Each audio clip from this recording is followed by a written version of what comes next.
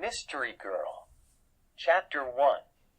It all began on a beautiful spring morning in a village called Whistler in Canada, a pretty little village in the mountains of British Columbia. There was a cafe in the village with tables outside, and at one of these tables sat a young man.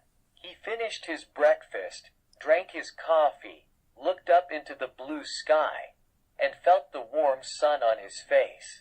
Nick L.S. was a happy man. The waiter came up to his table. "More coffee?" he asked. "Yeah, great," said Nick. He gave the waiter his coffee cup. The waiter looked at the camera on the table. "On vacation?" he said. "Where are you from?" "San Francisco," Nick said. He laughed. "But I'm not on vacation. I'm working. I'm a travel writer, and I'm doing a book on mountains in North America.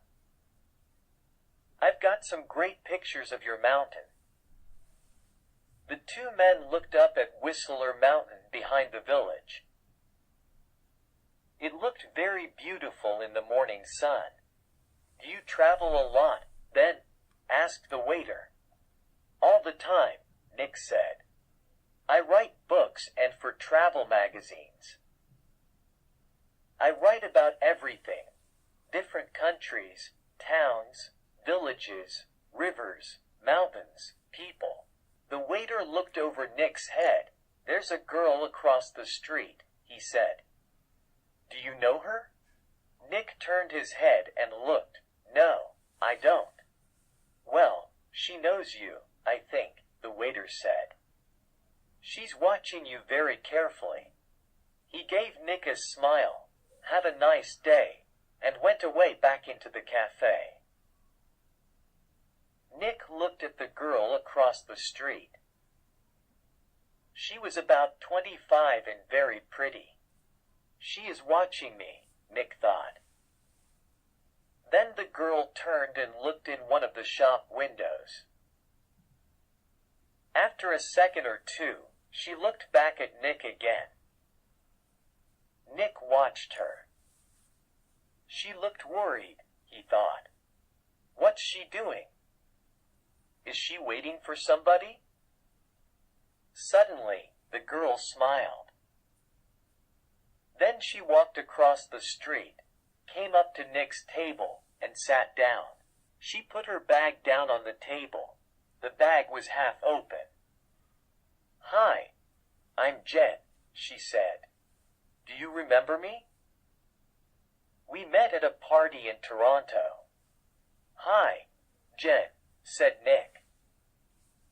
He smiled. "I'm Nick, but we didn't meet at a party in Toronto. I don't go to parties very often and never in Toronto." "Oh," the girl said, but she didn't get up or move away. "Have some coffee," said Nick. The story about the party in Toronto wasn't true, but it was a beautiful morning, and she was a pretty girl. Maybe it was a party in Montreal or New York. The girl laughed. "Okay, maybe it was. And yes, I'd love some coffee." When she had her coffee, Nick asked, "What are you doing in Whistler? Or do you live here?" "Oh no," she said. "I'm just traveling through. I'm a travel writer." Nick said, "And I'm writing a book about famous mountains." "That's interesting," she said, but her face was worried, not interested when she looked across the road again. Chapter 2. A man with very short white hair walked across the road. He was about 60 years old and tall and thin. The girl watched him. "Are you waiting for someone?" asked Nick. "No," she said quickly. Then she asked, "Where are you going next, Nick?" "To Vancouver for 3 or 4 days," he said. There was a letter in the top of the girl's half-opened bag. Nick could see some of the writing, and he read it because he saw the word Vancouver. "We can meet at the Empress Hotel," Victoria, Vancouver Island, on Friday afternoon. So she's going to Vancouver too, he thought. Suddenly, the girl said, "Do you like movies?" "Yes, I love movies," he said. "Why?" "I know a man, and he loves movies and going to the cinema," she said slowly. "People call him Mr. Hollywood." She smiled at Nick. "Can I call you Mr. Hollywood too?" Nick laughed. "Okay," he said. "And what can I call you?" She smiled again. "Call me Mystery Girl," she said. "That's a good name for you." Just then, the man with white hair came into the cafe. He did not look at Nick or the girl, but sat at a table near them. He asked the waiter for some breakfast, then began to read a magazine. The girl looked at the man, then quickly looked away again. "Do you know him?" Nick asked her. "No," she said. She finished her coffee quickly and got up. "I must go now," she said. Nick stood up too. "Nice to meet you," he began, but the girl suddenly took his face between her hands and kissed him on the mouth. "Drive carefully, Mr. Hollywood. Goodbye," she said with a big, beautiful smile. Then she turned and walked quickly away. Nick sat down again and watched her. She walked down the road and into a big hotel. Now what? Thought Nick. Was that all about? The man with white hair watched Nick and waited. After 4 or 5 minutes, Nick finished his coffee, took his books and his camera, and left the cafe. His car was just outside the girl's hotel, and he walked slowly along the street to it. The man with white hair waited a second, then quickly followed Nick. From a window high up in the hotel, the girl looked down into the road. She saw Nick and the man with white hair about 50 yards behind him. Nick got into his car, and the man with white hair walked quickly to a red car across the street. 5 seconds later, Nick drove away in his blue car, and the red car began to follow him. When the girl saw this, she smiled, then went to put some things in her travel bag. Later, too, a hand in the bag. That evening in his hotel room in Vancouver, Nick could not stop thinking about the girl in the Whistler Cafe. Why did she come and sit with him? She didn't know him, and that story about a party in Toronto wasn't true.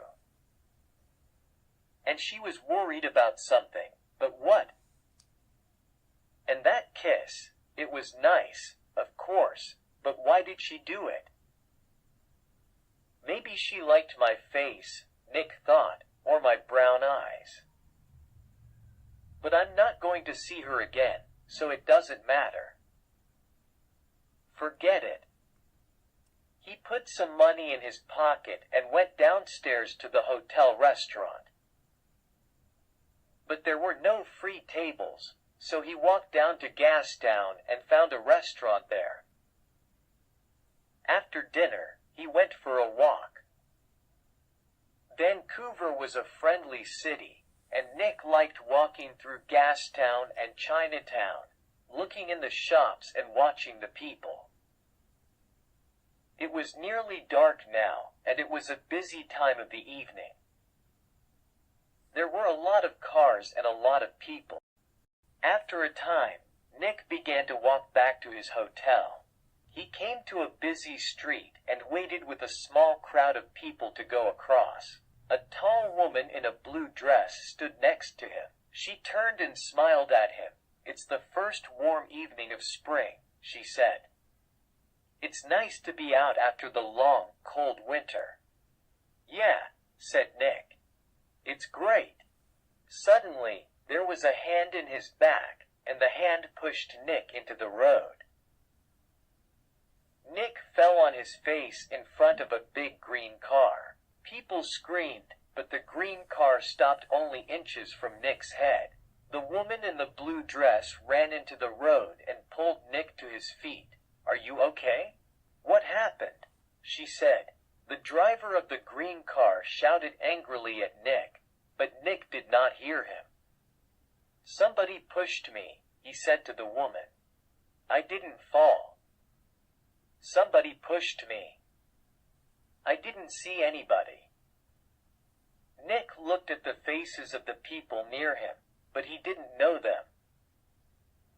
Then he saw a man's back. The man was tall and thin and had very short white hair. He walked quickly away. "Hey, you!" Nick shouted, "Wait!" But the man did not stop, and he was soon lost in the crowds. "Did he push you?" asked the woman in the blue dress. "I don't know," Nick said. "Do you know him?" she asked. "I don't know his name," Nick said, "but I know that short white hair." Now, where did I see it before? Chapter 3. The woman began to move away. "I must get home," she said. "Are you okay now?" "Yeah, I'm okay," Nick said. "And thanks." "Thanks for your help." "That's okay," the woman smiled. "Be careful now." Back in his hotel, Nick sat on his bed and thought it was an accident. Nobody pushed me. It was an accident. Nobody wants to kill me. And there are hundreds of men in Vancouver with white hair. It was 1 o'clock in the morning, but Nick couldn't sleep.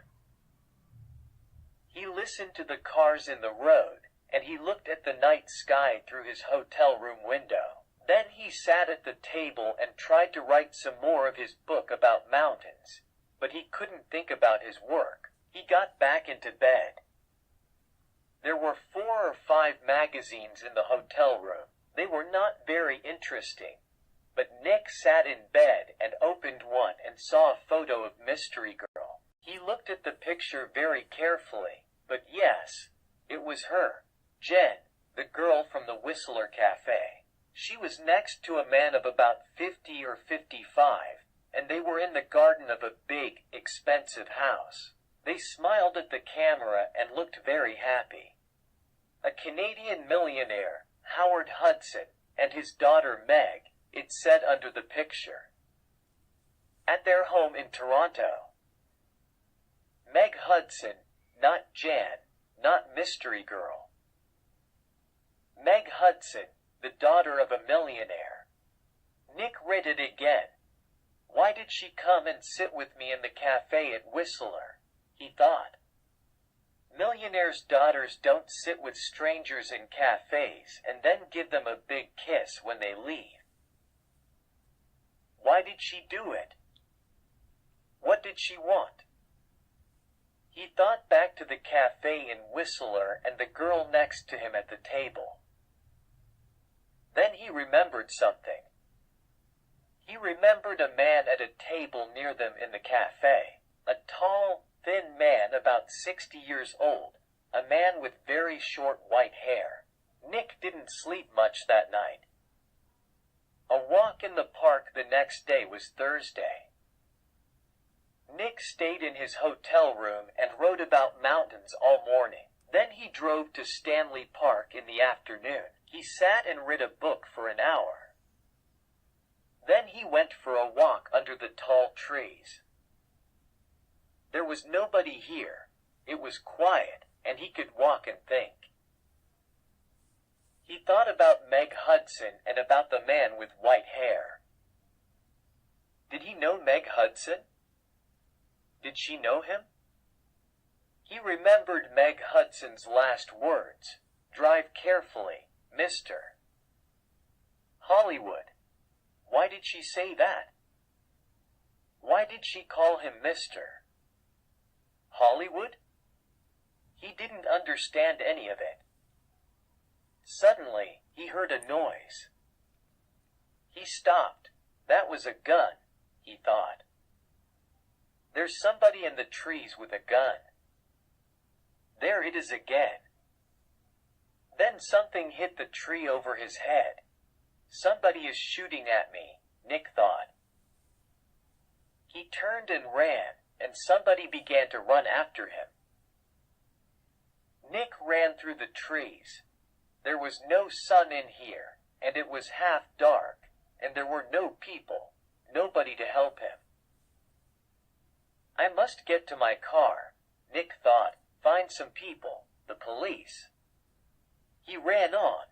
He could still hear the gunman behind him, so he ran faster. After 3 or 4 minutes, he stopped and listened. It was all quiet. Nick was afraid. What's happening? He thought. Why is somebody shooting at me? First, a hand pushes me in front of a car, and now somebody is shooting at me. He waited another second or two, then walked quickly back to his car. He was very careful.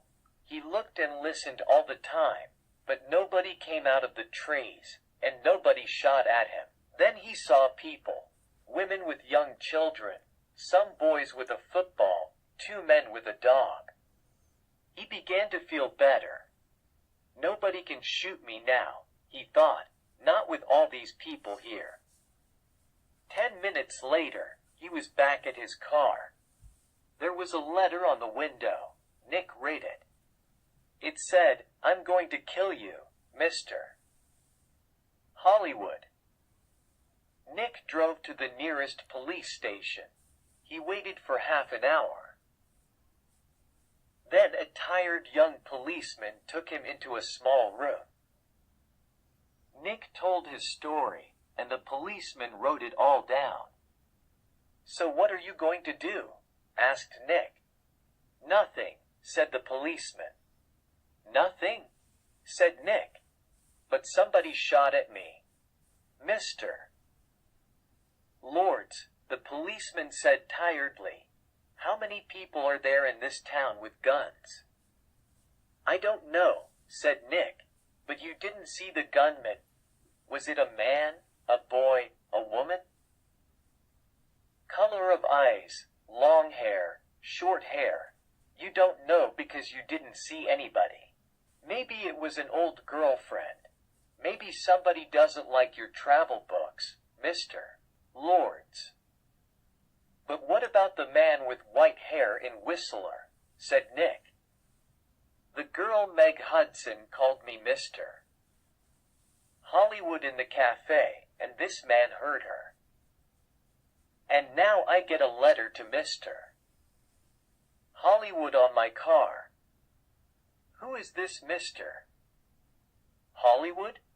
We all want answers to our questions, mister. Lords, the policeman said, but we don't always get them. Questions but no answers. Nick walked out of the police station and drove to his hotel. He was angry and afraid. How did the man with white hair find me in Vancouver? He thought. Did he follow me from Whistler? Is he following me now? Maybe he's staying at my hotel, too, in the next room, with his gun. Chapter 4. The Man with White Hair. Nick stopped his car in front of the hotel. He looked carefully before he got out, but there was nobody with white hair near the hotel. He half ran through the hotel doors and went to the desk inside. I'm looking for a man with very short white hair, he said to the woman behind the desk. He's staying here, I think. He's about 60 years old and tall and thin. The woman did not look very interested. There are a lot of visitors in the hotel, she said. Do you know his name? No, I don't, Nick said. He's a friend of a friend, you see. He arrived in Vancouver yesterday, and I must find him. It's very important. Please help me. The woman looked at him. "There are 350 rooms in this hotel," she said, "and maybe 30 or 40 men with white hair. How can I remember all their names?" She turned away to answer a telephone call. Nick walked away from the desk. A drink, he thought. "I need a drink." He went into the hotel bar, got a drink, and sat down at a table. "So what do I do now?" he thought. And then he remembered something.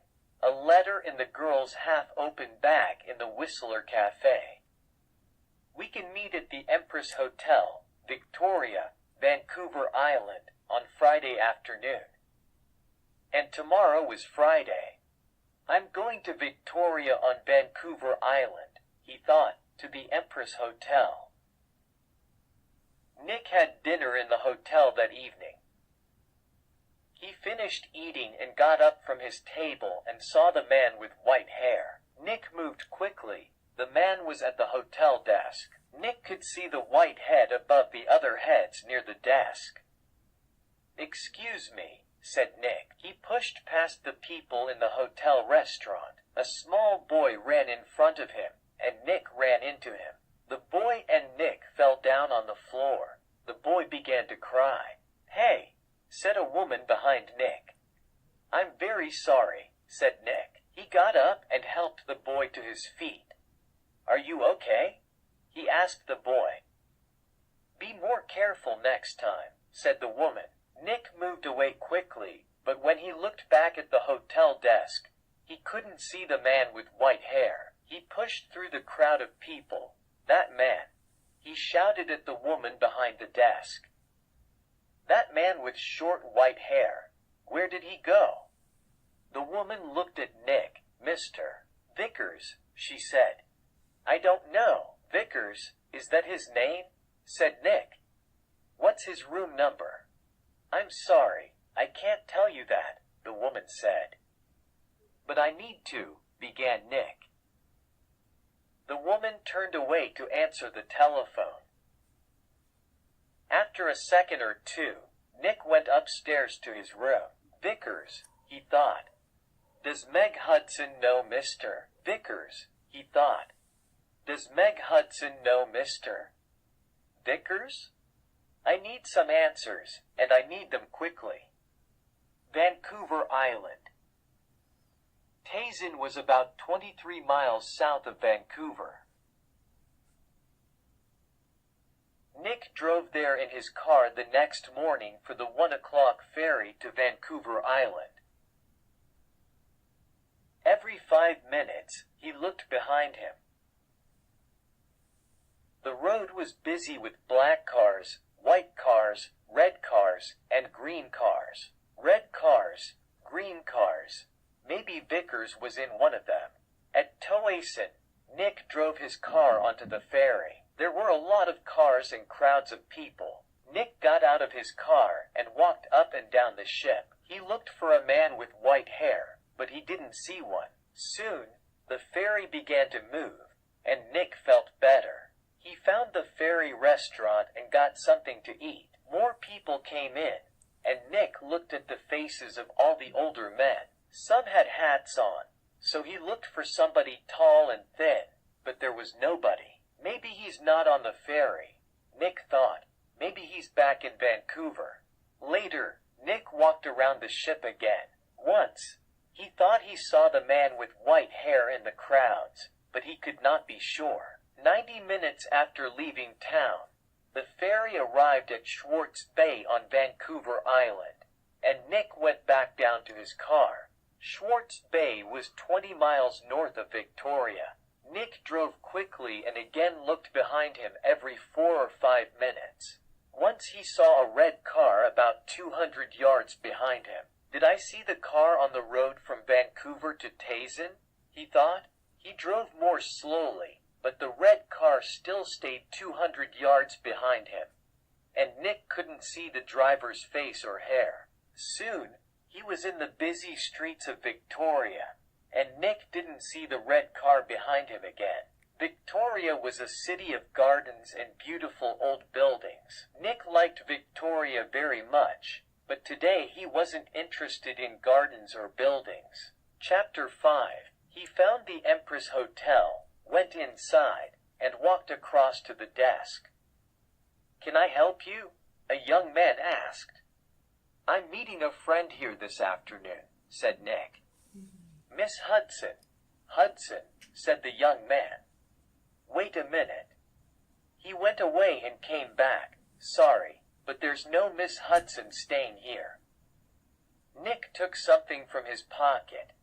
It was the photograph of Meg and her father from the magazine. "This is her," he said. The young man looked at the picture. "Oh, right, you mean Howard Hudson's daughter," he said. "She's not staying here, but I saw her 10 or 15 minutes ago. She was with somebody, a man. He asked me about the T.O. "The T.O.?" said Nick. "Where's that?"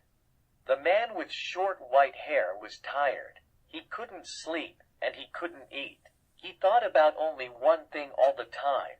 He drove and he watched and he waited and he followed. When he drove into Victoria, the streets were busy, and suddenly he lost the blue car in front of him. Angrily, he drove around the city, past all the big hotels. "I must find him," he said.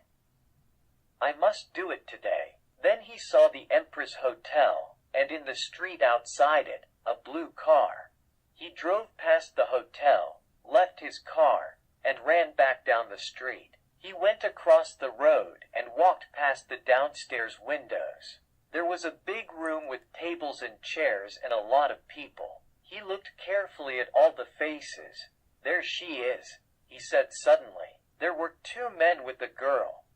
He couldn't see their faces, only the backs of their heads. But one of the men was in a green shirt. "Mr. Hollywood," the man said and smiled. "Goodbye, Mr.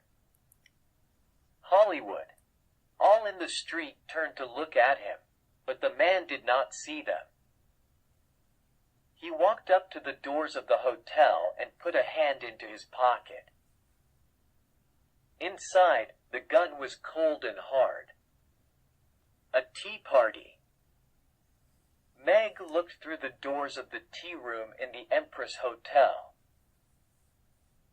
Meg Hudson sat at a table with a man. The man was about 30 or maybe a year or 2 younger. He was tall and brown from the sun.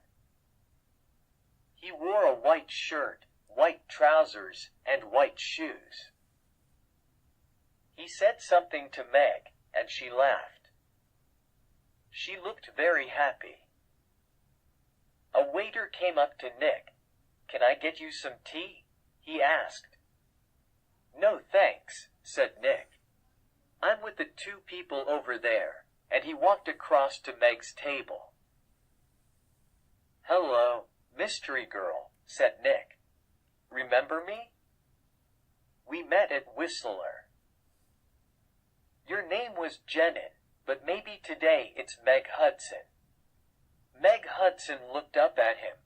"Oh," she said, and her face went red. "Who is this?" Meg asked the man. "This is Nick," said Meg. "He's a writer." "Nick, this is Craig Winters, sometimes called Mr. Hollywood," said Nick. "Maybe, but how did you know that?" asked Craig Winters. "I guessed," said Nick. "And I think I'm beginning to understand. Can I ask you a question, Mr. Winters? Does somebody want to kill you?" Craig Winters's face went white. "Kill me?" "What are you talking about?" asked Meg. "Before I tell you, answer this question, please," said Nick. "You called me Mr. Hollywood in Whistler, and you wanted the man at the next table, the man with white hair, to hear you. Is that right?" Meg Hudson did not answer at first. Then she said quietly, "Yes." "Why?" asked Nick. I wanted him to follow you and not me, replied Meg. Why? Nick asked again. I think he's a detective, said Meg, and I think he's working for my father. I saw him soon after I left Toronto. He followed me. Meg put her hand on Craig Winters's arm. My father doesn't like Craig. A month ago, he told me not to see Craig again. I'm not happy, and he knows that. I think he guessed that I'm meeting Craig, and now he wants to find Craig and stop him from seeing me. Stop him? Said Nick. Or kill him? No, Meg Hudson said. Daddy doesn't. The man with white hair pushed me in front of a car in Vancouver, Nick told her, and he shot at me in Stanley Park. What? Said Meg. Tell me about this man with white hair, Winters said suddenly. Nick looked at him. He's about 60, and he's tall and thin, he said. Do you know his name? Vickers, said Nick. Craig Winters suddenly looked ill, did he? Did he follow you to Victoria? Did he follow you here? I don't know, said Nick. He watched Winters. You're afraid of him.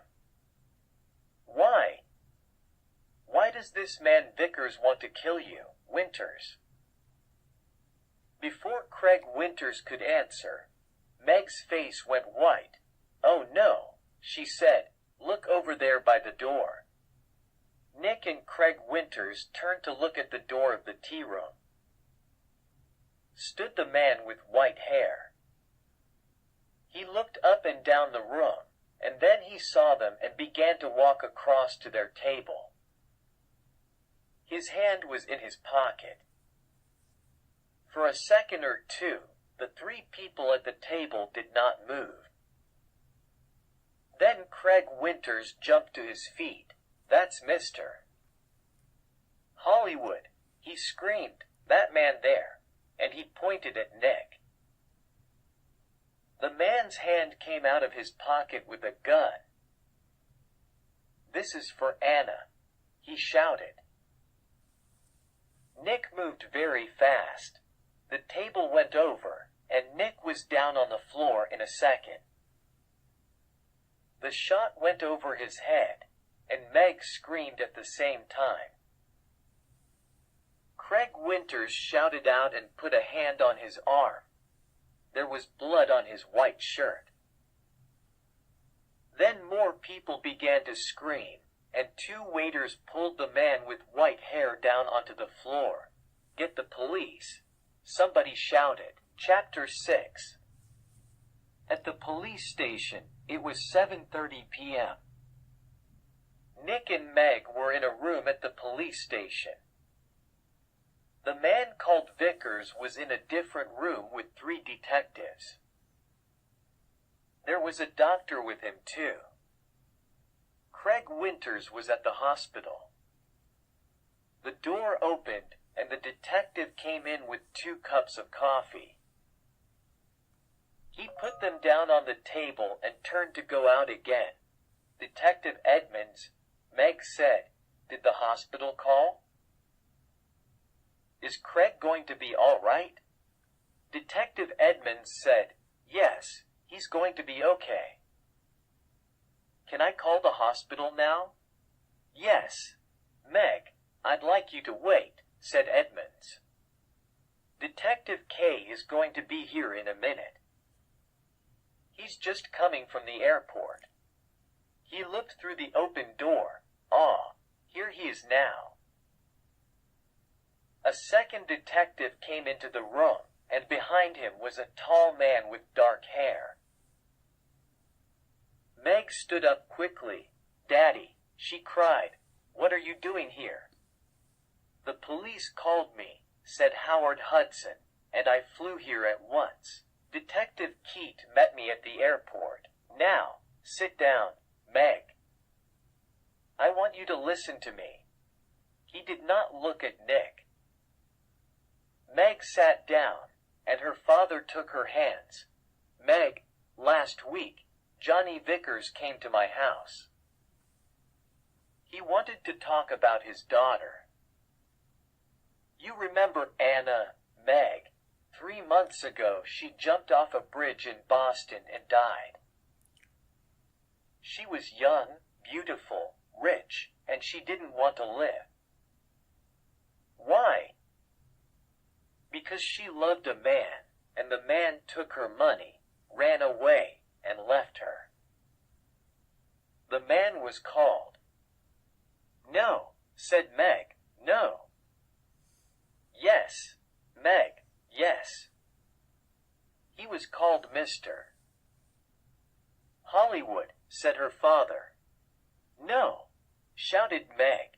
She began to cry. That's right, Miss Hudson, said Detective K quietly. To you. He gave the name Craig Winters. When Anna Vickers knew him, he was Carl Windsor, but he liked all his girlfriends to call him Mr. Hollywood. He took nearly $50,000 from Anna Vickers, and there was a girl before that. No, it's not true, Meg shouted.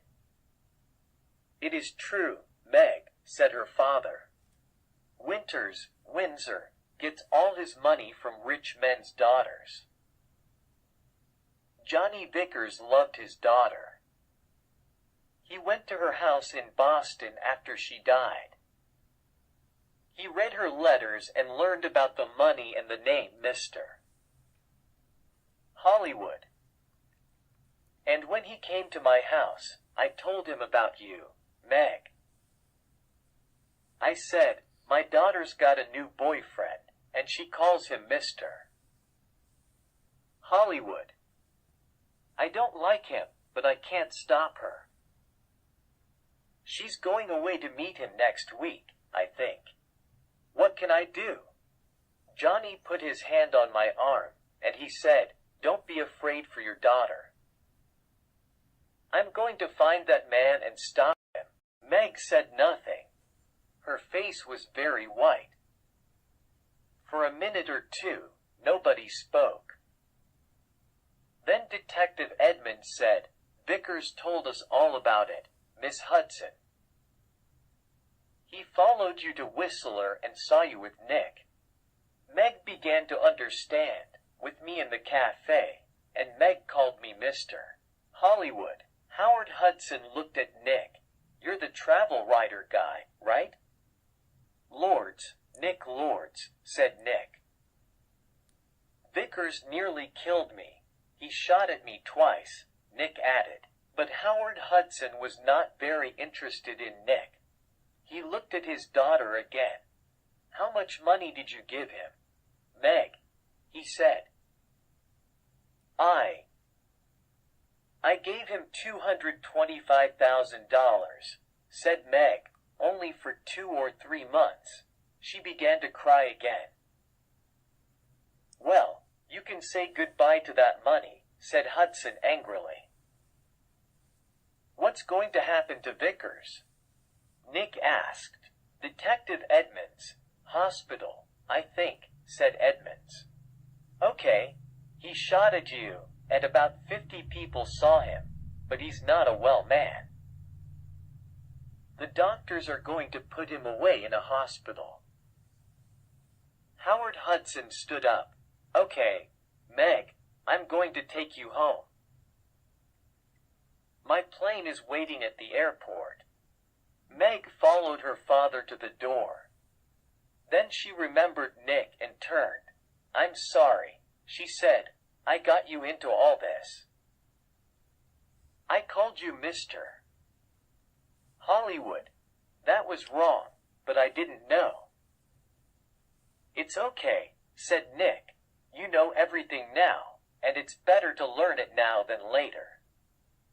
$5,000 later. A nice smile took the evening ferry back to Vancouver. He was tired and hungry, so he went down to get some dinner in the ferry restaurant. The restaurant was busy, and there was only one free table. Nick sat down quickly and began to eat. I must get back to work tomorrow, he thought, and forget about millionaires' daughters and men with guns.